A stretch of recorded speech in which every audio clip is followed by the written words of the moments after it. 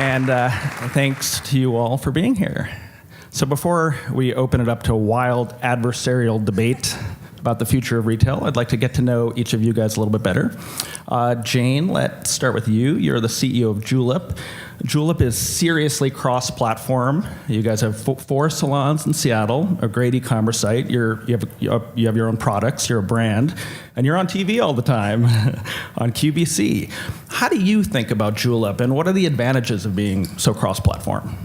It's interesting because about 2 years ago when we started launching our e-commerce site, being omni-channel was not a sexy thing. A lot of the VCs I spoke with wanted to only fund e-commerce pure plays and didn't like the fact that we had these other distribution channels. And now, omni-channel is the new hot word. And from where I stand, John just said that we're in the 3rd wave of e-commerce as he was introducing us, and I think we're really in the first stage. Like, thank you, Amazon, for creating and bringing consumers to shop online, but nobody's really tried to actually delight consumers by building a brand.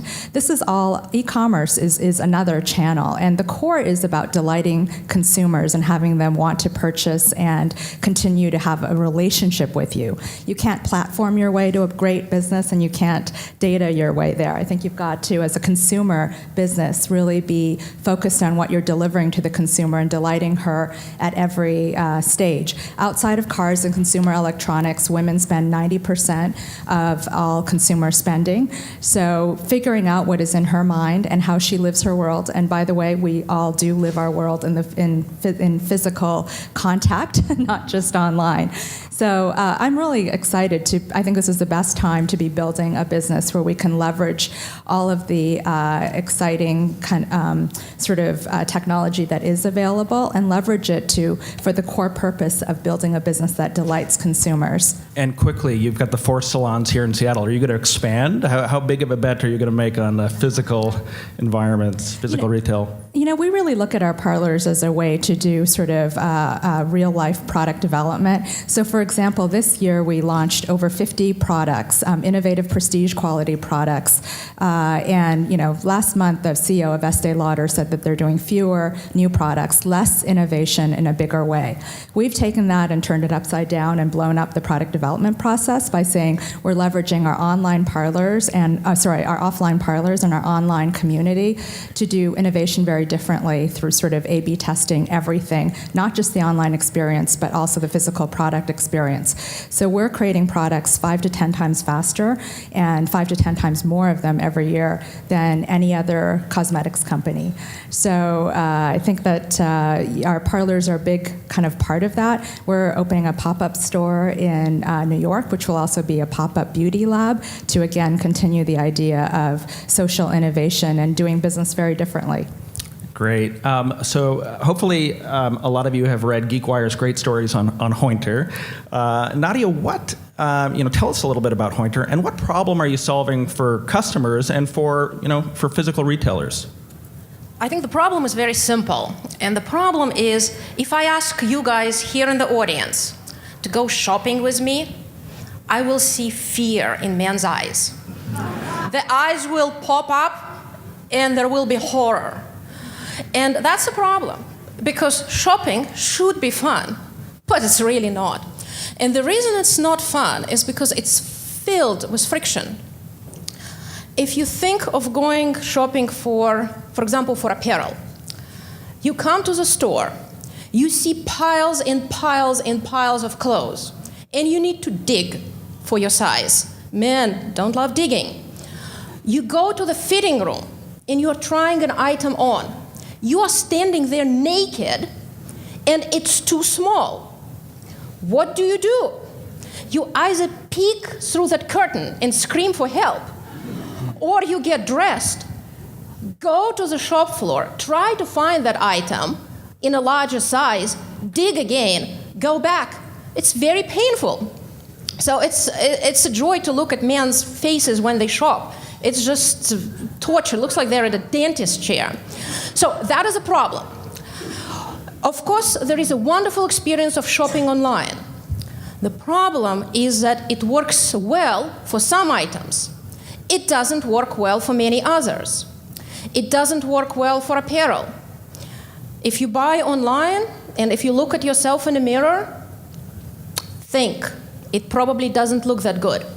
When you open that box and you put a pair of denim on or you put your jacket on, it will not fit. So the challenge is, how do you get the best of both worlds? How do you take the ability to try, touch, and feel items in a physical store, get rid of pain, and make it fun? Bring the efficiency of online shopping into the bricks and mortar world. And if we figure out how to do it right, that will be the best experience of all. Better than today's bricks and mortar experience and better than today's online world. And that's what Hointer is about. So here's my follow-up question for you. John Cook of GeekWire theorized on his radio show that Hointer sounds like to him, I'm not sure what actual words he used, but I think it was along the lines of a front for Amazon, that you, a long time and very successful Amazon executive, and he theorized that maybe Hointer is in some ways Jeff Bezos' idea of experimenting with physical retail. Is there any truth to that at all? I think there is a much easier explanation to that. I think it's not about Jeff Bezos. I think it's about Vladimir Putin. If you come to Hointer, everybody speaks Russian. There is much more interesting theory behind that. You might want to explore it. Okay. You didn't exactly answer the question, but I'm guessing that it's... We've talked about this, and I led you to the truth. Okay. Check it out. All right, well, now something for you're us the to reporter. explore. You have to dig it out. Okay. I can We'll only come back imagine to paper that. tomorrow. Okay, Michael, Full Circle Farms. Nadia just suggested there are certain kinds of retail that e-commerce is not well suited for. But there are some big e-commerce players that are trying very hard, Walmart and Amazon when it comes to groceries. So, why particularly, what you guys are doing, organic food, why is that well suited for online purchasing and then delivery to the home? I think what Hointer's doing is incredibly interesting, and I think it's going to evolve and change online shopping. But I think just about anything can be bought direct and through the mail. I remember one of my first experiences learning that was Pleasant Rowland of American Girl doll came and asked about shopping online. And she was selling $80 dolls. And after she left, I thought, this poor woman has a huge uphill battle. And not too many years after that, sold the company for $700 million to Mattel. So any industry can be applied to direct, and you have to look at what things lend itself to direct, what are the advantages. Fit is one of the challenges that we saw at Nordstrom and Land's End. But food is one of the last areas that's been disrupted by the internet. And how many people like going to the grocery store and shopping for food? And particularly produce and organic. Guys hate it. Women sometimes will put up with it, but nobody likes it. And so when I first heard about Full Circle, as I'm sure many of you, what first came to mind was the smoldering ruins of Webvan and some of the other early grocery companies. But then as I looked at Full Circle, had been around for 17 years, had delivered over 2 million packages, boxes, and so I thought that there's something going on here that people are really gravitating towards. And saw that nationwide these companies are cropping up, and the whole concept of CSAs, consumer-supported agriculture, people wanted to get closer to the farmers. So I got really excited about it, and the advantages in terms of what people want is, certainly, food that tastes good, the health aspect is really important, convenience, transparency, and flexibility. And if we can deliver on those things, it's going to be much better than that chore of going to the store every week. And so we're looking at, how can we make it easier and better for people to do that? And now Amazon, of course, as you all know, has been working on their Amazon Fresh here in Seattle for 6 years, maybe longer. What is your defensible customer proposition as Amazon looks at your business? Love what Amazon's been doing. I mean, they're obviously tremendous, retailers. And we use Amazon at home, not for produce, but for groceries. And so, we believe that they are paving the way. They're kind of stage one of getting people to shop online, for groceries. And so we view ourselves as complementary to Amazon. And we're focusing on what can we do that is maybe not as broad. We're not trying to reach everybody, but offers a true alternative and reason for being for Full Circle rather than anybody else out there. And you're in Seattle, San Francisco, and Idaho, is that right? And Alaska. Okay, so what's next? Well, our vision is, that it's a fragmented industry. Companies like ours are nationwide, relatively small, but we think there's an opportunity there's going to be a handful of national players. And right now we are leading the pack of this small group of companies that could have the potential to go there. So right now we're exploring that potential. Great. So Mike, congratulations on your recent deal. Thanks. You are now an employee of eBay. Why did eBay buy Decide.com? Sure. So I'll just tell you a little bit about Decide and then go into that. So Decide, we were very passionate about our mission of leveling the playing field for consumers. So we were using big data and technology to rate what are the best products you should buy and predict when to buy them. And so what we believe we can do as we move over to eBay is extend that mission.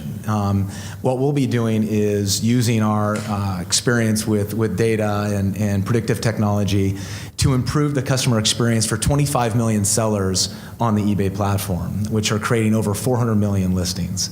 And really improve that experience and helping them price better and sell more and be more successful on the platform. What's interesting and where I think the mission really carries over is that when you look at, there's 25 million sellers, but there's millions of these sellers that make a living on this platform. And they're really everyday people. These aren't big corporations. These are people trying to take care of their livelihood, take care of their family. So that was the premise behind the acquisition was really leverage our technology, leverage our team's experience with data and technology to really improve that experience. And you can imagine as a seller, coming in and listing that digital camera and knowing what's the right price to list it on. Should I buy it now or should I put it through the auction? How long should I have it in the market for? And then over time, you can imagine evolution where it's even dynamically resetting price to match market conditions. We live in a real-time world when it comes to price these days, which is something that we reported on and communicated out in the time we were at the side. So we think there's a lot of opportunity to have impact and definitely for our team some exciting challenges to tackle. eBay almost alone is the unconflicted platform for sellers, right? It's not competing with its own sellers, unlike Amazon. What does eBay need to do you think, to just make that case better to sellers who, because of the sales volume on Amazon, have been flocking there even as they bang their heads against the wall and see themselves competing with Amazon's first-party business? How does eBay make that case? Right. So for me, it all comes down to user experience because, like you said, they're not competing. So there's really an advantage there, and it's a massive global marketplace, right? So there's a lot of activity on the marketplace. But if we can remove barriers to, allowing sellers to sell more products and feel more confident in their experience through the platform, I think that's a big opportunity. Do you think eBay has lagged behind in its effort to provide its sellers with these kinds of tools? I'd say that, if you look at the performance of the company over the last few years, you've seen it's done quite well. There has been, I think, a cultural helped shift. in large part by PayPal, of course. PayPal, but the marketplace's business has done increasingly well. And if you look at mobile, they're a leader when it comes to mobile and innovating on a lot of different fronts. eBay Now, there's a lot of different interesting pilots and programs happening. So I think that you're going to see a continued wave of innovation, and we hope to be part of that. Great. So our topic here is the future of retail, and it seems to me that a fundamental question is, right now e-commerce I think is about 5% of overall retail sales, but it's growing much faster than physical retail. 20 or 25% growth rates. Physical retail is barely growing. What does maturity look like? We're talking about retail in 3 to 5 years. Does anyone want to tackle that? When do we start to see some parity in growth? This is a debate that we're funded by Andreessen Horowitz, and Mark Andreessen has famously said that shopping malls are dead, and it's something that we always debate. From our perspective, I kind of look at it sort of differently, which is how does the consumer experience evolve, right? So in the previous conversation, we talked about sort of TV versus online, and when you look at, for example, like how consumers are buying today and watching TV today, 3/4 of people watching TV are doing it with a laptop, right? So, it's really about how these experiences get integrated and what business shifts and how they evolve. So, I think there's huge room for ongoing growth in e-commerce and sort of the amount that consumers are purchasing online. But we really believe that the winners are the ones who are thinking about the consumer experience in an integrated way. So that's why we are on QVC, and we're looking at, for example, TV advertising, and a lot of e-commerce companies are going back and doing TV advertising very differently. So, I was at BCG and Starbucks and was used to working on big CPG brands prior in my career, and TV back then meant, 7 to 8 figure budgets with, year-long timelines and huge agencies coming up with the enormous kind of creative ideas.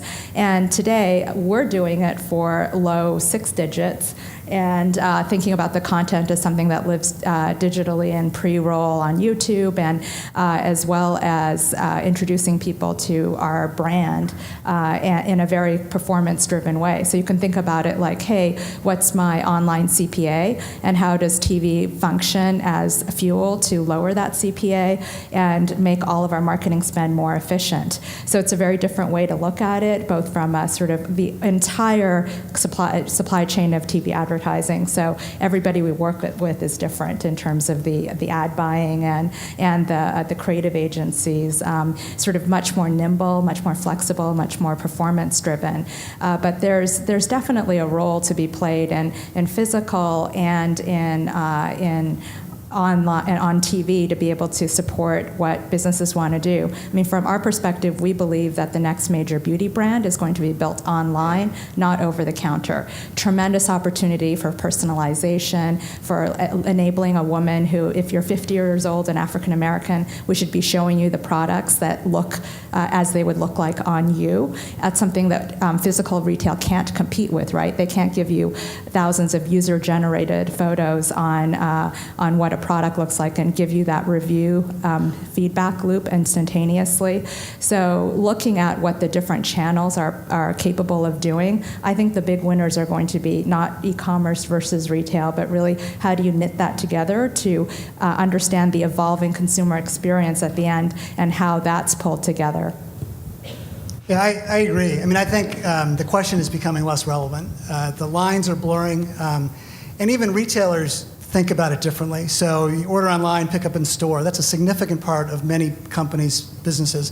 Where do they put it? Some people put it online, some people put it on the store. So I think the lines are going to blur, and the companies that are using the different media together are the ones that are going to win. And Amazon's going to have to figure that out. Well, they're experimenting with Hointer, clearly. Exactly. But we don't speak Russian, so we don't know exactly what's going on there. But exactly, I think Amazon is going to have to look hard at that. Nadia, let me ask you a specific question. How big is the existential threat of e-commerce to the big box, the remaining surviving big box stores like Best Buy, who grew up in an age where solving the selection problem meant making a big expensive bet on square footage? Can they survive? Yeah, so I'll tell you my personal way of thinking about it. I'm probably going to regret it tomorrow.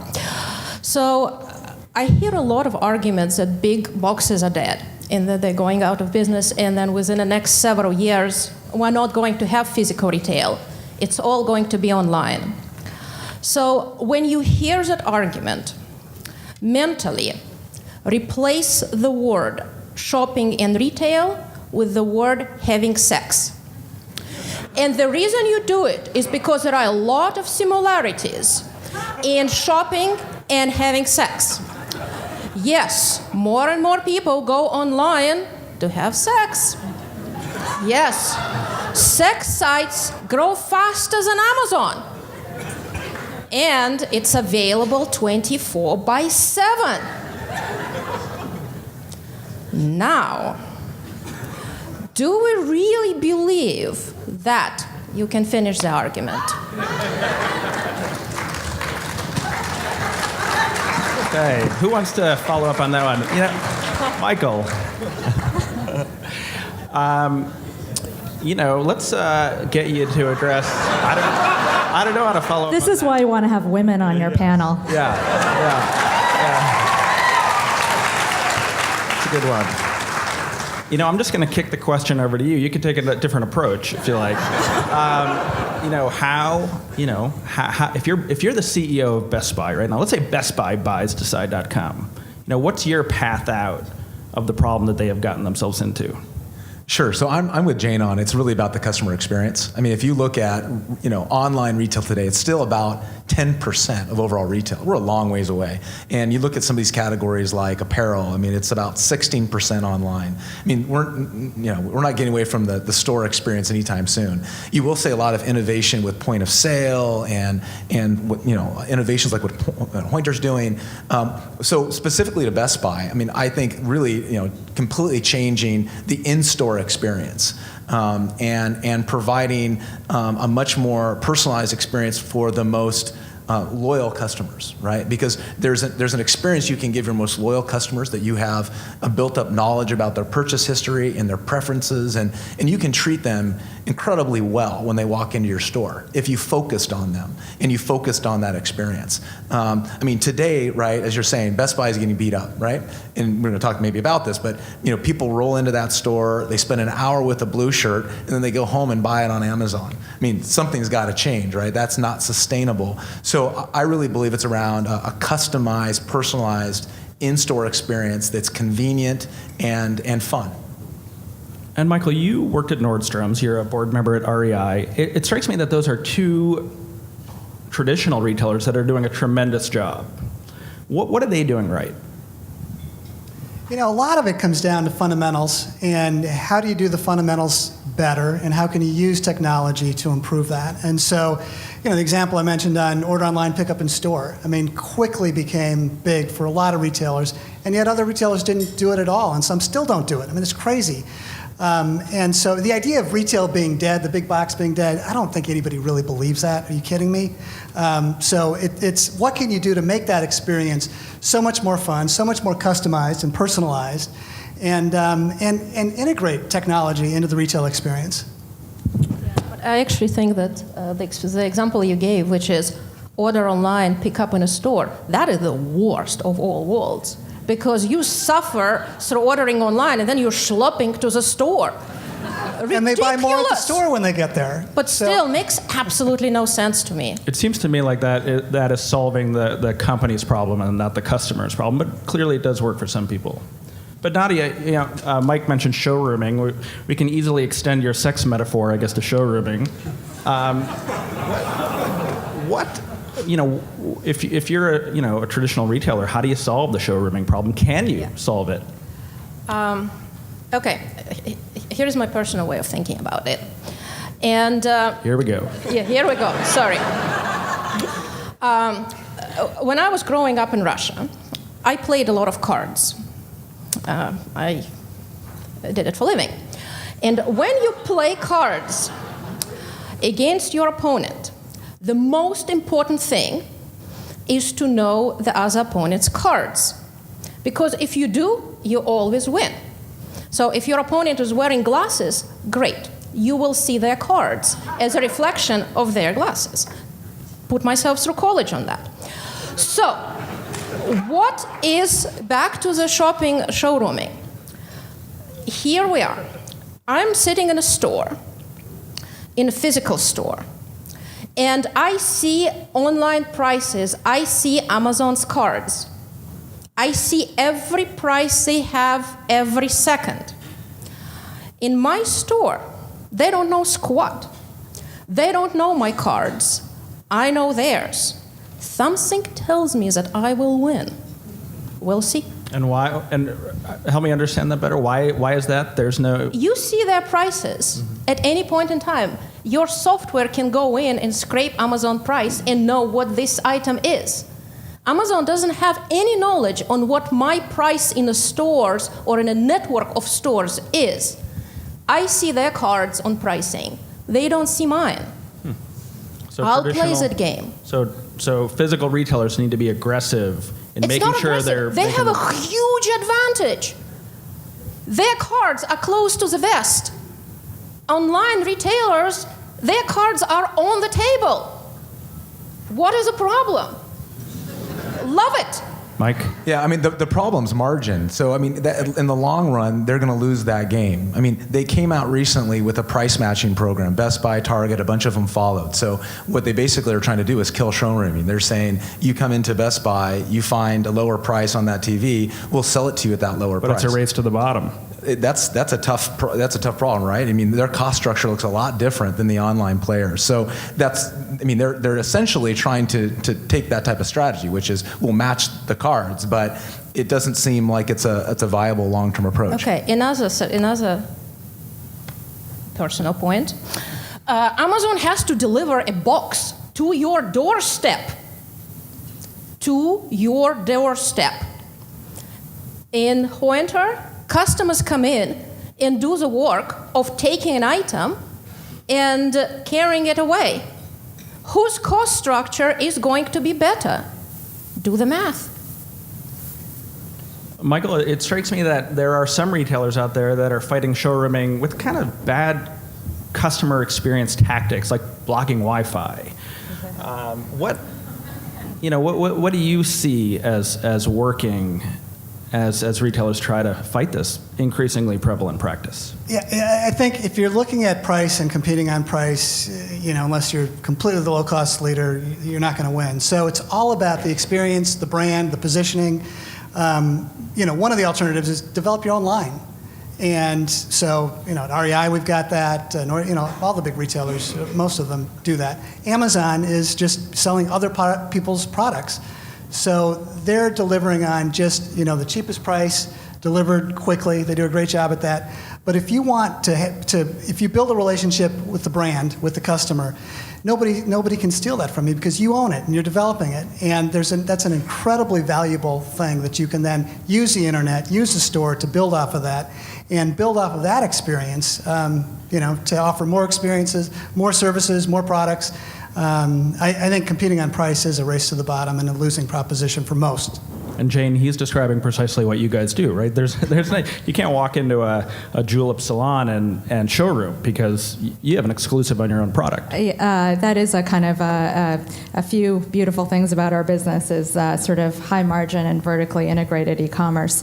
But at the core of it for me, I think it's about how you approach business and sort of leveraging everything you can do in terms of experimenting online and offline. There's some online experiments that you can't do offline, and there's some offline experiments and conversations with customers that you can't do online.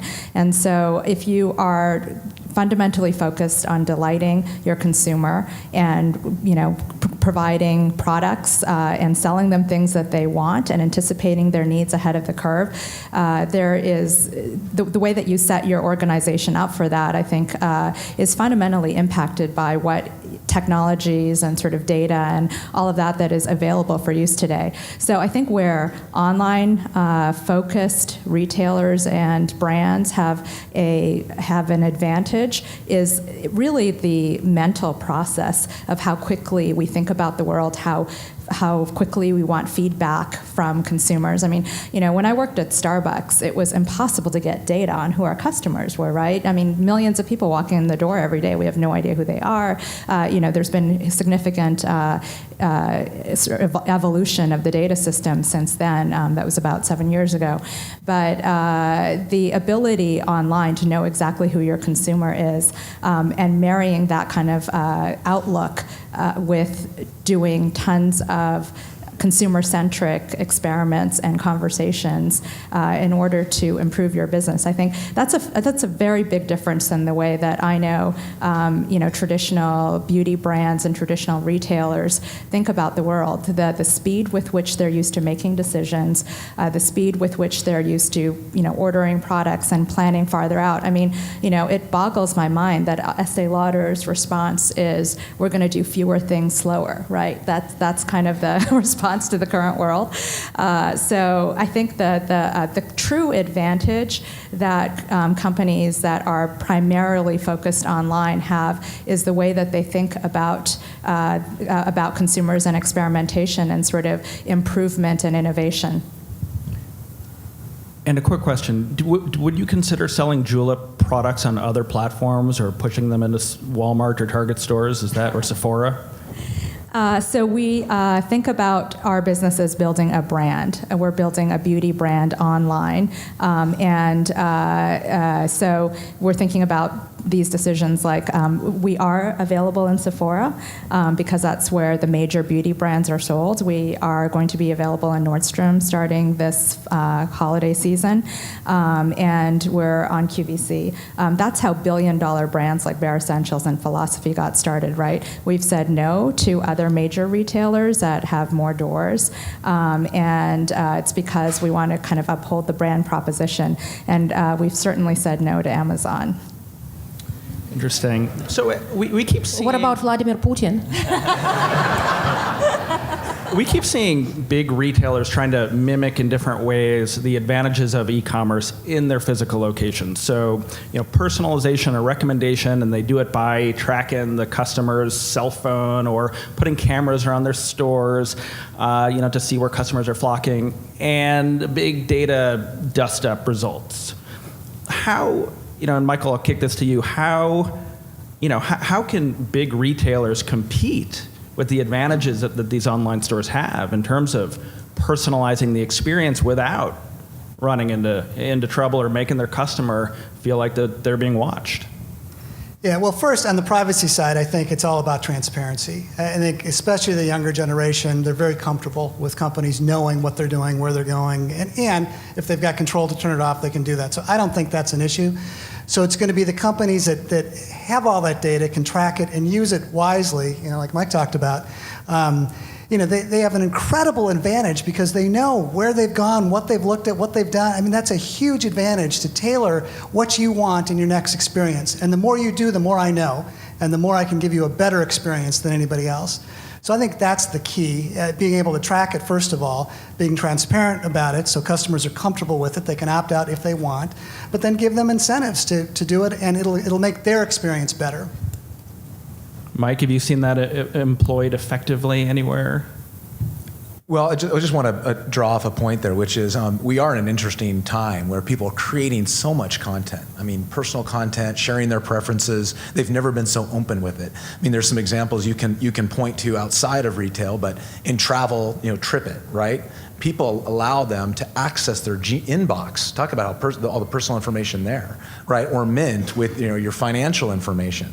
And the whole idea is I'll give you access to personal information because you're going to give me value from that. You're going to break that down. In Mint's case, quantify it, give me financial advice, right? Or with travel, you're going to help give me more intelligent itinerary. That's the idea here, I think, which is people today, they're building wish lists on Amazon. They're wanting products on Gadget, GDGT, and other sites. All of that if you can get access to that information, think about the powerful feed of products you can recommend to people and how you can build loyalty and a long-term value around that. So I'm not seeing it specific, I would call it, but I think there's a lot of opportunity there. Nadia, what do you think the next big thing is in retail technology? I mean, we're talking about all these consumer-facing things, but is it logistics? Is it somewhere in the back end of a big retailer where they can employ some of these new techniques to, as you guys are at Hointer, to make your increased selection and make your operation more efficient? I think logistics is very important, and the reason it's important because of the price. And back to your argument, I'm all for physical retail is cheaper than online retail, and it has to be if it's structured correctly and if it's run efficiently. So you can definitely win on price. But where you will really win is not on price. It's a fact that with online retail, you have two dimensions. In physical world, you have 3. 3 is better than 2. And so it's all about developing this experience in 3 dimensions, making it fun and exciting and adding innovation to it, and making that experience so much better that online experience would be hollow and pathetic in comparison. That's what excites me. That's where technology will take us. Yeah, and Jane, how about you? Have any customers walked into Julep salons wearing Google Glass? What's the next big thing in retail technology? You know, for me, I think it's really about marrying what is available today in terms of data and communities to make the consumer shopping experience richer. So yes, in the physical world, there's lots of things you can do, but what's exciting to me about the online world in particular is the ability to bring in all of your friends. Like what I can't do when I go shopping in the physical world is bring all of my friends with me and get what they think, or look at what this product looks like on 100 women who look like me. So I think personalization that intersects across community and across your personal network is the next wave of if we can kind of bring products to you not based on algorithms, but based on who your friends are and what they're doing, and give you insight as to who people like you, what people like you are doing. I think that's incredibly powerful, and that's something that that you can do online that is harder to do offline. So how is that ultimately mimicked in the offline environment?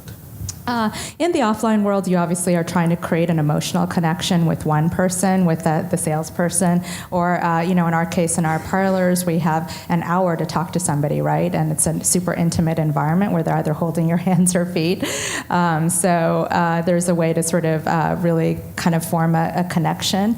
And it's also a social environment, right? We kind of created the Julep parlors to be very social, and that's the core of what we believe helps sort of spread and grow our brand. So I think, our big advantage, I think, is really sort of observing how people interact. I didn't make up the fact that women like to share nail polish colors with each other. We observed that in the physical world and brought it in a way that was easy to share online, and saw it take off on Pinterest, right? I mean, Pinterest is all sort of wedding cakes, food, and nail polish. It's I think the real insight, we forget that you kind of have to step back, and as a leader, I've always felt like I get as much, I see the balance between having really deep conversations with 2 to 3 consumers, and then looking at the data, trends, and algorithms, and sort of marrying the insights that you get from both. So I think that's where sort of the next wave is you guys, it's thinking. It's like understanding the consumer. It's sort of having them fall in love with you. It's going back to, can you do that? That takes your heart and your brain and analytics, and takes everything that you have to bear. So I want to. I think algorithms is great, but that's not what makes a difference between making love online and making love in physical world. So the physical retail needs to find what's the difference is, whether it's a candle center, a kitchen counter, whatever it is, and make that the thing. So I want to invite you all to ask questions, and John's got a microphone here. But very quickly, Nadia, give me your characteristically no-holds-barred view on Walmart, which is the real 10,000-pound giant in retail, the biggest retailer in the world. Are they in the grip of the innovator's dilemma? Can they catch up to Amazon and make the changes they need to make? I think they have a lot of power by having a network of stores. If they figure out how to reinvent it, they will be able to compete and win. Okay, Brad, we do have a question out here, so great. Let's back go. here in the back. Hi, I'm Cindy Engstrom with Circle Advertising.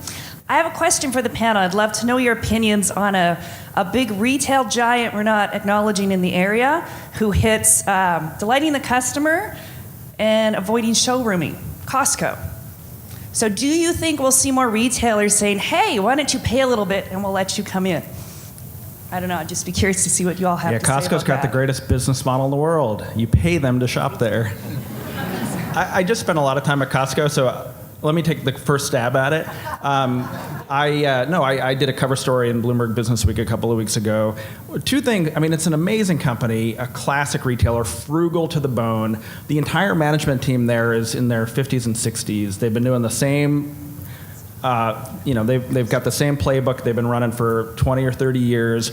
They've got an older customer. I do think Costco is going to have to evolve at some point. They've got that lock-in, and Amazon really with Amazon Prime has mimicked Costco to some extent. So they, I think, have the longest runway of any of the traditional retailers to evolve their business model. Are you guys Costco members? Yeah, it's great.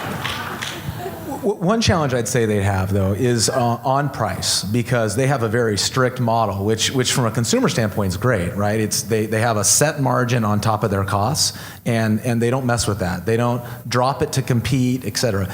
I do think we're moving to a world of dynamic price, not just online, which we're experiencing, but also offline while you're in a store, and personalized price, where you get better prices the more loyalty you have to and more lifetime value you have to a company. So I do think that as we see technology evolve and get more personalized, they are going to need to change and adapt to The thing is, you can't showroom in Costco because no one else sells a 56-pack of toilet paper. There's no equivalent. Yeah, they mask the model numbers as well. Another powerful thing about Costco is curation, though. I don't know if you guys ever watch Modern Family, but remember when when the couple goes to Costco when they adopt their daughter. But it's cool to shop at Costco, right? And they have cool stuff. And they have, at Starbucks, when we launched the Starbucks liqueur, we saw Costco as an advertising platform. So, you walk in and there's like a palette of Starbucks liqueur, right? And it's sort of sending the message that Costco thinks that this is a worthwhile product. So on a cosmetics front, you see Bobbi Brown, you see, really prestige quality products, and it's not all cosmetics, but it's a handful of curated items. So I think it's a combination of the price as well as sort of the fact that it is a limited shelf space, and so they have to curate. And that's, the other kind of piece that there are ways to also kind of do that online. But I think that in a busy world, and I'm a mom with 2 kids, so in that environment, the ability to walk in, get all of your fundamental basics like toilet paper and milk and organic milk and all of that, and then know that the kind of handful of SKUs that they have in each category are going to be quality. I think that's the value proposition. Great question. Yes, Frank Catalano. A question. First off, by the way, you can compete with a 56-pack at Costco. Just get Amazon's Subscribe and Save, and you'll have 56 rolls of toilet paper in no time. Question for Mike, now with eBay.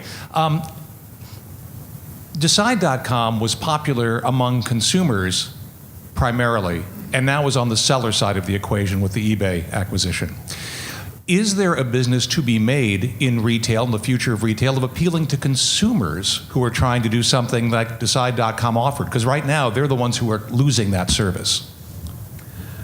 So you're saying, is there a long-term viable business model around it? Sure. I mean, and it's existed. You could look at, a subscription-driven business, right?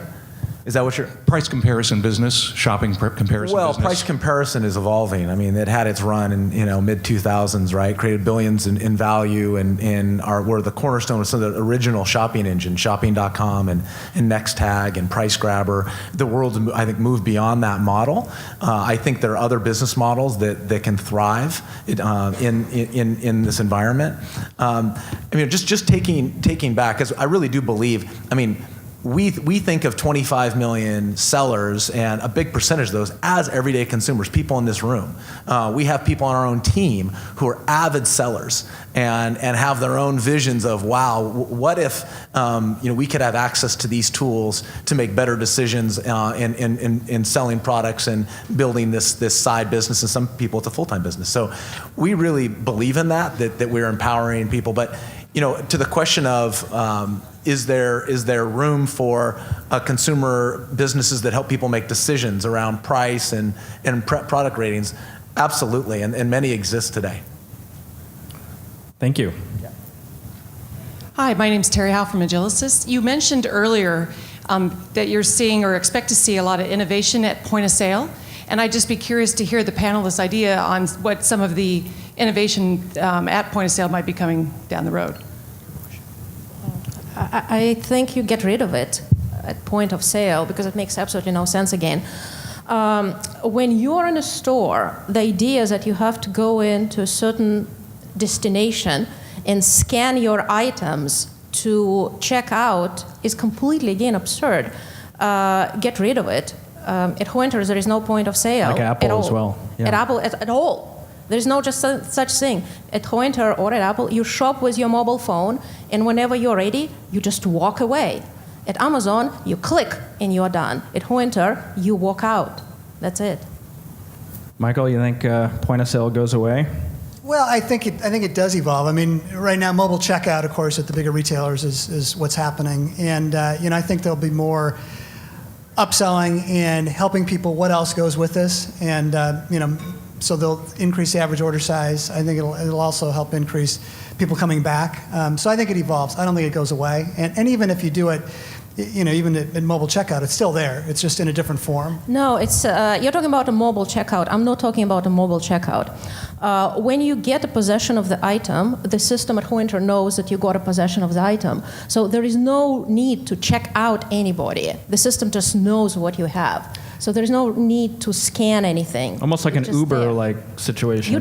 You walk in a store, you take an item, and you walk out with it. That is it. But at some point, it knows you're done. And that's the checkout. And that's it charges your card. No, it it's the moment charges you your card. leave the store, you cross That's what I'm saying. this thing. But it's not a point. It can be done at any point in time. It can be done when you're getting into the car. Right. That's what I'm saying. I think it'll evolve. And that is the evolution, right? I mean, that is the evolution of point of sale. I think you're right on. I mean, Apple doesn't do that exactly, but today they'll allow you to check yourself out and you walk out of the store, right? So you've gone a step further, clearly. But that's what it looks like, I think, in the future. It's that seamless. It seems like if you have an online account and you can walk into an offline location and check out in the same cart in the same way, and it's one step and easy, that would be the ultimate evolution. Well, in grocery stores, they've debated with the microchips. You got your whole cart. You're right there. It scans everything. Boom. You're charged. So there's a lot of variations on it. Well, great. I think we're running out of time. John, are you giving me the all Yeah, I'm clear giving you the sign? heave-ho. Thank Well, you. let's Let's give a have a big big round of hand for this applause. panel. That was fantastic stuff.